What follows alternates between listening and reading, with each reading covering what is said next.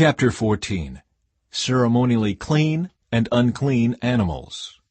Since you are the people of the Lord your God, never cut yourselves or shave the hair above your foreheads in mourning for the dead.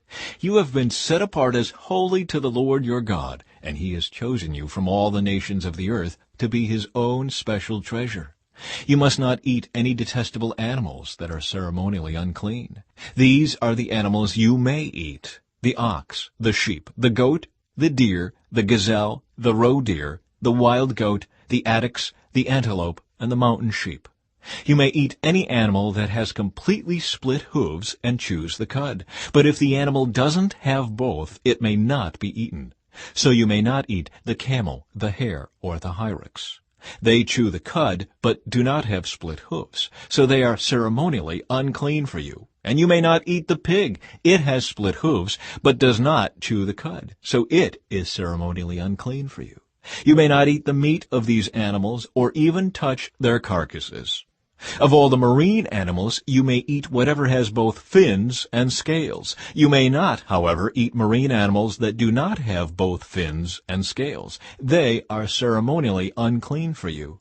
You may eat any bird that is ceremonially clean. These are the birds you may not eat: the griffin vulture, the bearded vulture, the black vulture, the kite, the falcon, buzzards of all kinds, ravens of all kinds, the eagle owl, the short-eared owl, the seagull, hawks of all kinds, the little owl, the great owl, the barn owl, the desert owl, the Egyptian vulture, the cormorant, the stork, herons of all kinds, the hoopoe, and the bat. All winged insects that walk along the ground are ceremonially unclean for you and may not be eaten. But you may eat any winged bird or insect that is ceremonially clean. You must not eat anything that has died a natural death. You may give it to a foreigner living in your town, or you may sell it to a stranger, but do not eat it yourselves, for you are set apart as holy to the Lord your God. You must not cook a young goat in its mother's milk. The giving of tithes. You must set aside a tithe of your crops, 1/10 of all the crops you harvest each year. Bring this tithe to the designated place of worship, the place the Lord your God chooses for his name to be honored, and eat it there in his presence. This applies to your tithes of grain, new wine, olive oil, and the firstborn males of your flocks and herds.